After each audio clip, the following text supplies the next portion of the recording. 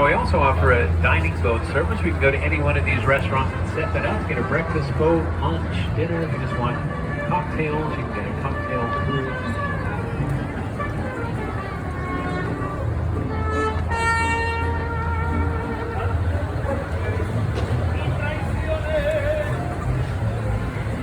Now, the Riverwalk first opened in 1941. It didn't look a whole lot like this. It was more of a city park.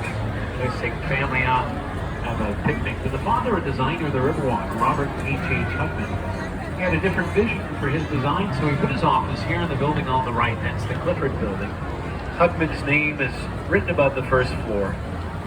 And he put his office there to prove to everyone that a business could thrive on the Riverwalk, that he wasn't afraid of flooding.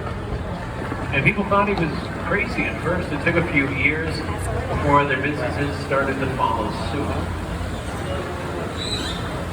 This restaurant coming up on the right is Casa Rio. First restaurant.